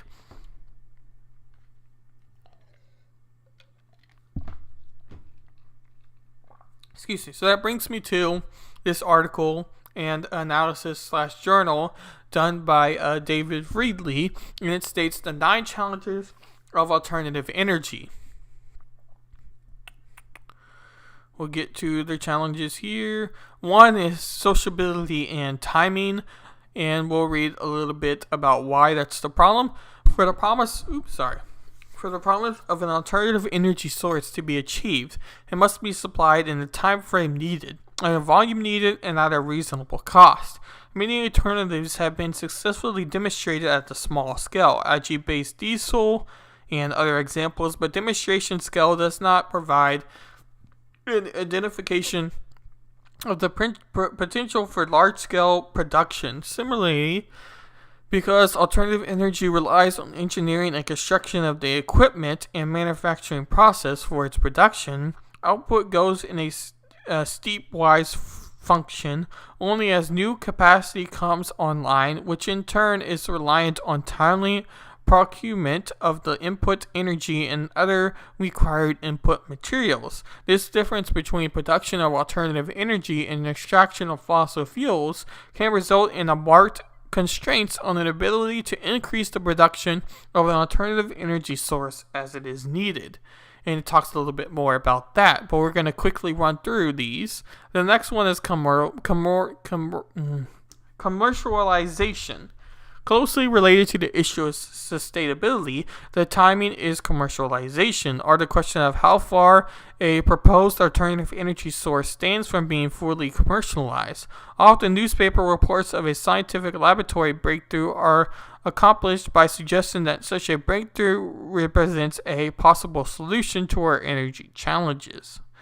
In reality, the average time frame between a laboratory demonstration of feasibility and full-scale commercialization is 20 to 25 years. Process need to be perfected and optimized, and patience developed. Demonstration tests provided, pilot plants built, and evaluated environmental impacts, and so on. So basically, between the process of finding a solution and that solution being implemented is so many years that it could make the idea of alternative energy too slow to be implemented in the time frame that people are wanting to do so, especially when you're talking about such a massive bill as the Green New Deal. Next one, sustainability. Ideally, alternative energy from Ward would indicate directly into the current energy system as a drop-in substitute for existing from within, requiring further infrastructure challenges. This is rarely the case, and a lack of sustainability is partially pronounced the case of the electrification of the transportation, such as with electric vehicles. Although it's possible to generate the electricity needed for electrified transportation from wind or solar power, the prerequisites to achieving are expensive, and it lists some of those prerequisites that would be needed. Next thing is material input requirements. Unlike what is generally assumed, the input to an alternative energy process is not money per se, it is resource and energy, and the type of volume of the resource and energy needed may in turn limit the effect and cost and feasibility of the alternative. This is partially notable in a process that rely on the advanced technologies manufactured with rare earth elements. Fuel cells, for example, require platinum, and rare earth metals. Solar photovoltaic technology requires gallium and in some form indium. Advanced batteries rely on lithium. Even technology designed to save energy such as light-emitting diode LED or organic LED lighting requires rare earth elements. So that's another concern that I didn't necessarily know before reading this as well. Your next one is intermediacy. Modern societies expect that electronics will flow when a switch is flipped, that gas will flow when a knob is turned, and that liquids will flow when a pump handle is squeezed. This system of continuous supply is possible because of the exportation of large stores of fossil fuels, which are the result of millions of years of intermittent sunlight concentrated into continuously extractable source of energy. Alternative energy such as solar and wind power, in contrast, produce only intermittently as the wind blows or the sun shines, and even biomass-based fuels depend on seasonal harvest of crops. Integration of these energy forms into our current system creates challenges of balancing availability and demand. It remains doubtful that those intermediate energy forms can provide a majority of our future energy needs in the same way that we can expect energy to be available today. So that is a major thing when you're talking about renewable energy. Is people, especially in the United States in particular, as the article was mentioning, want their energy when they flip on the light switch to work right away. And the idea of alternative energy and renewable energy, or any other word you want to use for these sources, they can't be stored. So it goes back to the same sort of thing we're talking about already, and that is how this energy is going to be used. So the way energy works, really, for all systems, it has to be used right away, or very close to right away. So without being able to store that energy to be able to use later on, such as at night, when you could run into major problems if you're wanting to implement such a wide scale of alternative energy, as you can see here with their capacity factor of the generational type. So you have your coal, what we're using now, at 70 to 90%, your nuclear power at 60 to 100, your geothermal at 70 to 90, your hydropower at 30 to 80, your wind at 20 to 40, your thermal solar with storage 70 to 75, your thermal solar without storage is 15%, and your photovoltaics at 12 to 19% capacity factor. So without these capacity factors being increased, the idea of solely relying on renewable energy is something that is not really going to happen without a technology increase in that field. Sixth one, energy density. Energy density refers to the amount of energy that is contained in a unit of energy form. It can be expressed in the amount of energy per unit of mass weight, or the amount of energy per unit of volume.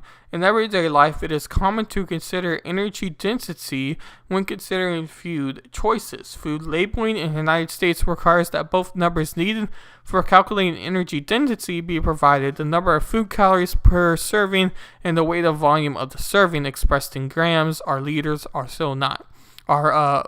Anyway, potatoes, for example, have an energy density of 200 food calories per 100 grams. Energy density is also influenced our choices of fuels.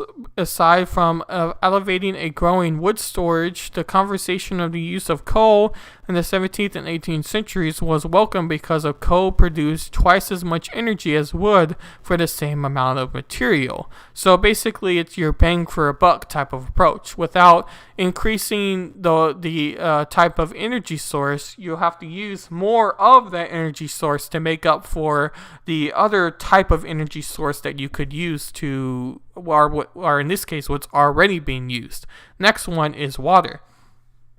Water ranks with energy as a potential source of conflict among people and nations, but a number of alternative energy sources, primarily biomass-based energy, are large water consumers critically dependent on the dependable water supply, as seen in Figure 8.2, the full cycle water requirement.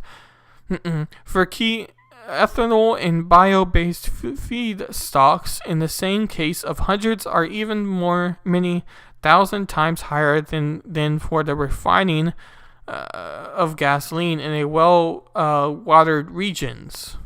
So it talks about water being a potential outcome as well. Then you have the law of reducing horizons, an often cited metric of availability of alternatives is the expected break-even cost of an alternative with oil,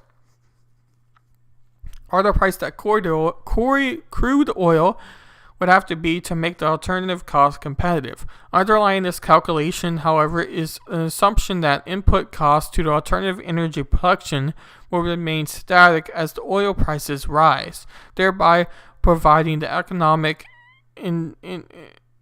to development. This assumption, however, has not always proved to be the case, partially for those alternatives which energy source itself was a major input. And then again talks more about the return on investment that it's kind of hinted at beforehand. So I thought this was a very, very good PDF at summarizing the potential risk you take at moving more towards a renewable energy source without the proper innovation to do so.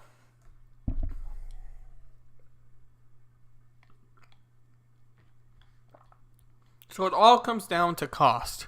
So this article talks about what it would cost to be 100% renewable.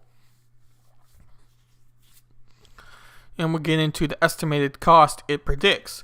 An accurate estimate of what 100% renewable target cost is extremely difficult and presumably only feasible with economic analysis, like those published by the Energy Information Administration, but such estimates will take time to compile and hopefully will be forthcoming in the future. A number of variables must be taken into account: seasonal variations in productivity, demand of energy resources, transportation availability, and the cost, the required discharge rate of storage capacity, the different cost of peaking units versus base load units, the cost of standard assets, the economic effects of higher electricity prices, so on. For the sake of estimating the cost of 100% renewable target, this analysis makes a series of substantial assumptions. These are as follows. The United States can entirely use solar power during the day and the wind power during the night, where the hours in the day when neither solar nor wind produce their stated capacity due to capacity factors. It is assumed that a mixture of hydroelectricity and storage is used. The United States builds it entirely of all potential hydro resources, storage cost, blah, blah, blah, blah, blah, and give to our cost. So they're thinking that there would be their energy outlook per cost would cost an estimated total of $5,712,729. Your annual cost would be $138,288. Your annual cost over a 20-year recovery would be $423,925. And that's kind of their major cost. But then it gets into the large scale it would take. And this is where it gets really interesting. Merely installing the required renewable capacity above projected renewable growth would cost $5.7 trillion. A business as usual approach would have 36.7 gigawatts of new non-renewable electricity generation capacity being built by 2030, which would have a capital requirement of approximately $48 billion, meaning that the net difference in capital investment required between the 100% renewable target and the business as usual approach is approximately $5.66 trillion.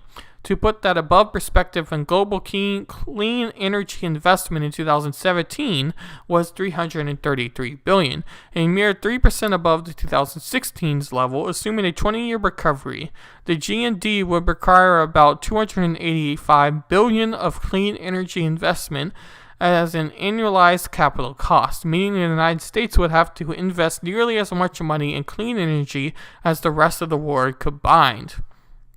Combining that $285 billion of capital costs with the operating and maintenance costs results in the average annual expenditure of $423.9 billion each year. For perspective, total revenue raised in the United States from electricity sales in 2017 was $390 billion. So that cost to operate the renewable energy is greater than the cost that we made from our energy now.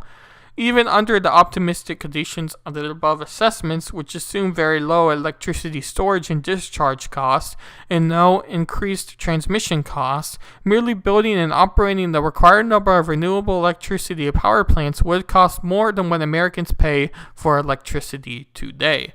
And it talks a little bit more about that analysis and why their analysis could be flawed, or potential strategies that could be used to make the situation better for the cost of renewable energy.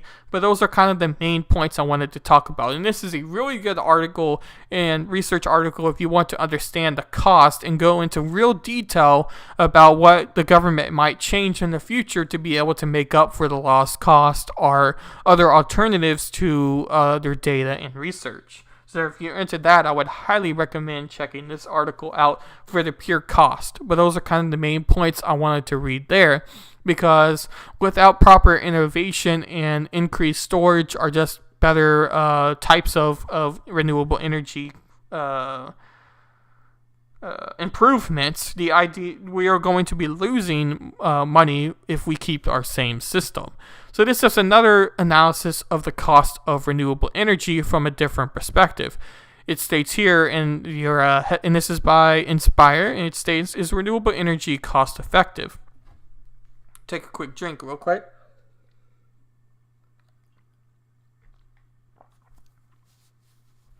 As you can imagine, the question is renewable energy cost effective isn't simple to answer. Do we mean cost for the customer, production, development? Is it spent on infrastructure, or even cost to the planet? Pinning down figures can be difficult to do so. The numbers often depend on who you ask. There are still those who deny climate change or even the fossil fuels are finite. Those will produce statistics proving that clean energy sources are way too expensive. So is renewable energy cheaper than fossil fuels? In an article by Dominic Dudley in Forbes 2 explains this further. He says the cost of electricity from developing new fossil fuel plants range from 0.5 kilowatts, 5 cents per kilowatt to 15 cents per kilowatt by comparison. So it would be about 10 cents more per kilowatt for renewable energy. How much will it cost to switch to renewable energy? Well, there's many problems within that being the topic, but the main focus would be if it can be used all the time, or what is the cheapest form of electricity if you want to switch to that type of technology. So according to here, it says wind power is at 20 megawatts per hour, solar power is at 37, and hydropower is at 85. For comparison, coal is about 102. So if you implement those changes, those sort of alternative renewable energies could be the way it would change. But it also depends on the market itself, because you do have to take into account if America were to implement the Green New Deal, the market would change for the cost of what they would name each of these renewable energies to be. I see Ron's got a lot of comments here. I think I have. Where did I stop for Ron? We'll start here. There's no storage of water, just poor collection and distribution systems.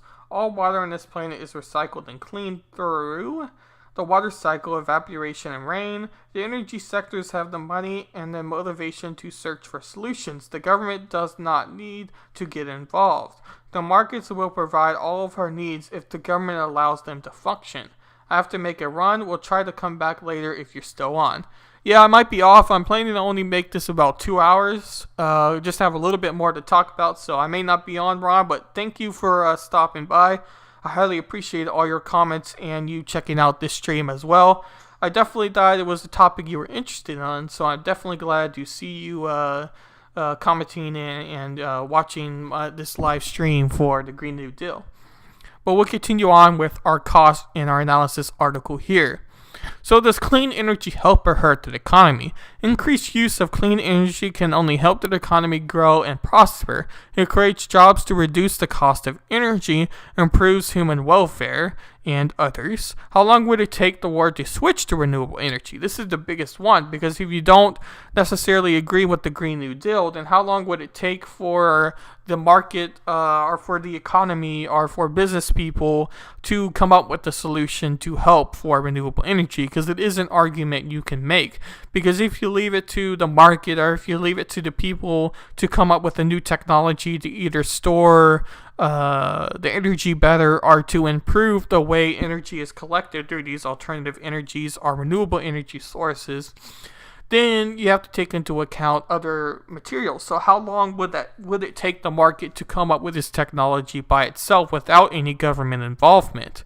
That is something that needs to be talked about, because a lot of people who see climate change as being the number one focus and something that needs to be talked about and something that people should be concerned about would look into that account and say that the only way for the climate to get better, the only solution is to have a government approach and to have an authoritative approach over the situation, so that this innovation or this new storage idea or this new improvement of the technology itself gets made in a timely manner in order to actually have an impact on the wards. Because if you just leave it to the market, people may not see an alternative energy or a renewable energy source as something they want to spend their focus on. But we'll see what they have to say here. There are too many factors to consider to make an accurate estimate or accurate assignment. Anyway, some, however, believe the world is on track to reach 100 renewable energy by 2032. That's in the Green New Deal. Fossil fuels will be part of the scene for a while, for some time to come. But no one knows quite how long. The move to renewable energy is gaining momentum, and once the US and China make significant changes, we will see a better and cleaner world. So what you expect depends on if the Green New Deal gets passed, or if the government gets more involved, or if the market comes up with a solution. So those are very big concerns there. And for that talking. But that's all I kind of wanted to mention with what I had for the Green New Deal. If you want to see me cover this topic again, or maybe have some articles to show me, definitely join my Discord and we could talk there. Or you can join my Twitter. All of those are linked in my social media from wherever you are watching. Make sure if you do like this sort of content, check out anyone from Freedom Scoop. They make the same sort of similar content covering news stories or general topics that they want to talk about within society or news or whatnot. So I would highly recommend checking them out. And the Green New Deal in a big summary is something that many people see a concern for happening. It really depends on where you are along the lines of climate change in general. If you're someone that views climate change as being the number one issue and something that needs to be tackled right now, you would see something like the Green New Deal and it needing to be implemented by the government right now. Where if you take more of an alternative approach, or you may see climate change as being an issue, but something you don't think is the foreground or the main focus, and it should be spent on something like public education to make it better, or maybe like Michelle Obama with food in the public system and trying to change that to make it more healthier, rather than something like the Green New Deal and climate change in general. I see someone here says, what's your overall opinion of it? And just got on the stream. Yeah, I think I was kind of just explaining my overall opinion of the climate change. If I had to give just my opinion itself and not kind of the general opinions that I keep hearing, I would say that I don't necessarily see the Green New Deal wanting to be implemented right away. In other words, I would want to see a modified version of the Green New Deal that's focused a little bit more on just renewable energy and not other energy, or not other topics such as improving the wealth gap or anything like that. But as I was mentioning beforehand, a lot of bills throw in these extra topics, so you really would have to change the entire political system to change that. So I don't know if that's necessarily something that it could be done. But I do definitely see climate change as a concern. I don't know if I necessarily view it as my major concern, but I do think that we should at least try to make the environment a better place. And I would give it the market the chance to do so before I would give the government. Because if you give the government the power through something like the Green New Deal to implement changes throughout, then you could run into various problems of that. But at the same time, that may be the only way to actually improve the situation. So it's hard to say who really is right on this situation. But really, we need to be focusing on trying to improve the situation of renewable energy through the use of storage and through the use of further innovation. So instead of trying to throw out these random numbers, I think we should rather be giving these money to people who are actually trying to solve this problem of storage of this renewable energy, or innovations of this renewable energy. But I'll read your comment here, and this is by Charita de Barba. I probably butchered that. I apologize for that. I am terrible with names. I have some dyslexia. I'm just going to use that as my excuse. No, but I'm sorry if I butchered your name there. But you state here, I think before moving to just renewable energy, it would be important to invest in things that Tesla batteries. Energy storage is one of the main concerns of clean energy sources, and California is seeing the problems with that on their grid. Like Kiera. Oh, yeah, I definitely butchered that. Yeah, that's what I was mainly talking. I was talking to my dad before I got on stream today, and I was kind of mentioning it at the beginning of my stream. He doesn't really work in the oil industry anymore, but he definitely works in like the refinery industry. I don't think it's with oil. I know it's not with oil. It's with something different than oil or coal. But he's definitely in that sort of industry, and he used to work in the oil industry itself. But he was stating that the only way for renewable energy or alternative energies to increase is if there's some sort of implementation of storage. So before we can really solve the problem of the Green New Deal or of increasing renewable energy, we need to increase how we can keep the renewable energy. Because we also just read, I think this was briefly before you got on, but there was an article that was talking about 7 major concerns, even though there was like 9 concerns. But anyway, one of their major concerns that this article writer had in this journal was the factor of the cost it takes for the implementation of this energy. So either you have to produce so much more of this energy to feed the grid that people expect when they flip the light switch in it to turn on right away, or you have to figure out a system of how it's actually stored. Because right now, the way it works, we have to use this energy right away, and if not right away, very close to right away. And as with every alternative energy or any energy source we have right now for the energy grid. So we have to figure out a way to store this energy better. But you also have the problem with batteries, especially with like lithium batteries that are in your phone or other sort of batteries like it. They are very deadly to the environment as well, because oftentimes these batteries have very harsh chemicals, and we don't really know the effect of what it's having in the environment right now because it's kind of too soon to do so. I'm sure there's probably some academic journals about the effects of it right now, but really you don't really hear too much about it. So I do think that that's a major concern that a lot of people have. And I appreciate your follow there. I don't know why alerts aren't working, but I saw that you follow me, so thank you so much for the follow. And I see you also got a comment here. You state that there is a good video by Real Engineering explaining the problems of California supposedly green grid, which is going to have to import dirty energy from other states and the low points of energy production. Yeah, because one article that was more pro this Green New Deal, or really pro renewable energy, was stating that other states were already implementing these sort of technology or these sort of Green New Deal type of ideas through no carbon emissions, no diesel or no engine-based cars. You're going to have to use electrical cars by 2030 or whatever that statistics was. I don't think it was 2030, but whatever that particular statistic for electrical cars was. But California is really the first major state to want to reuse renewable energy for their energy grid fully, or at least use it more reliable than any other states, or rely more on it, as I guess what I'm trying to say, than any other state. So it's going to be interesting to see of how well that process goes, because as of now, California's already had some major issues with energy, let alone renewable energy, with blackouts that they've had in their state several times. But I'll definitely have to check out that engineering video you were mentioning, and maybe I'll do another Green New Deal or renewable energy type of stream. If that's something y'all would like to see, you can definitely let me know either now or later in my Discord or Twitter or whatever else. I'm definitely willing to do another one because there is plenty to talk about for renewable energy in this topic. But unfortunately, I'm going to have to call it quits for today. I highly appreciate you, Ron, on DLive for hanging out with me, and Kira on Twitch for hanging out on me, and anyone else who might have stopped by or going to stop by. But that is it for today. I'll wait a little bit to see if y'all have any questions before we just end the stream, so I'll wait a little bit there. Look to see if I missed anything in this article to talk about meanwhile.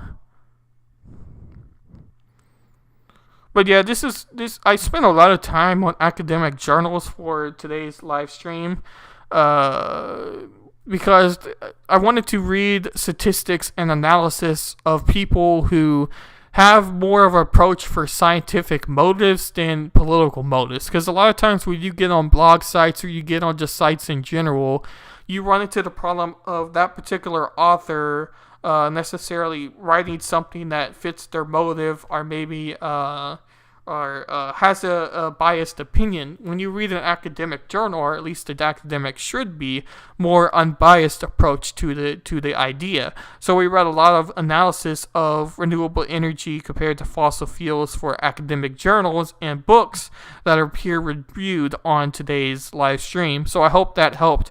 It's a lot harder to get through and read because it's a lot more academic language than what I like to say modern language, but it does give you more actual analysis to the physical problem and to solutions or to concerns we should have if we're wanting to move towards a more renewable energy grid.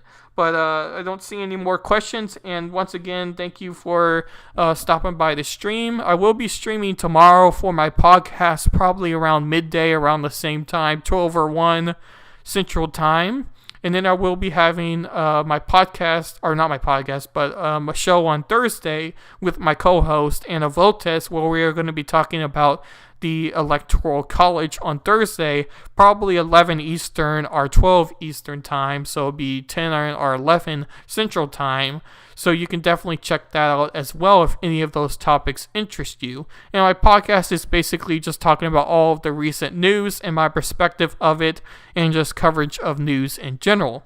So once again, thank you for stopping by, and hopefully you have a great day. Peace.